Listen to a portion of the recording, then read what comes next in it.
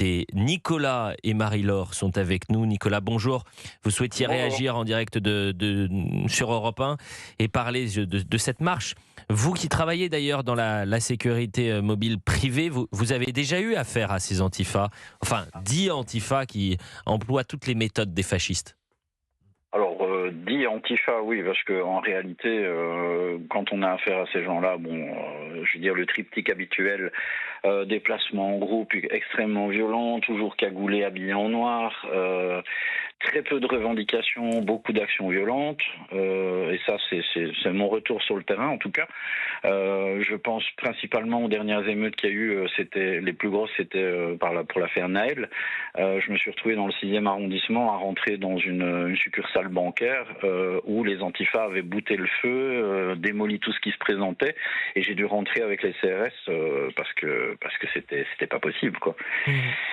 Donc ces gens-là, c'est une vraie gangrène pour notre ville à Lyon. Je parle de ce que je connais, Lyon. Hein, je n'ai pas vu l'ampleur sur les autres villes.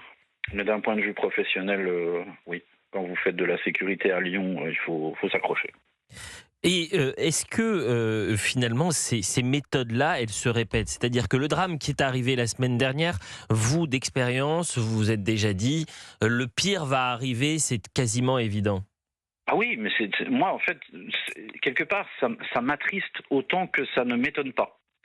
J'en veux pour preuve un influenceur s'est vu refuser sa manifestation, son déploiement là à Lyon par la préfète il y a quelques mois.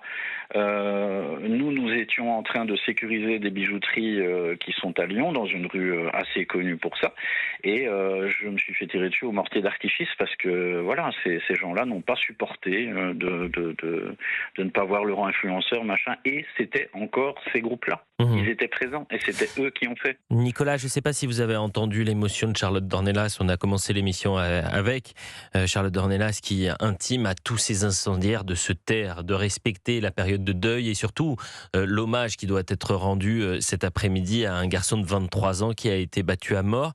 Est-ce que vous allez participer à la marche cet après-midi, Nicolas, pour rendre hommage à Quentin? Alors, comme je l'ai dit, et je pense que le représentant du syndicat de police qui est sur votre plateau pourra comprendre ce que je dis aussi.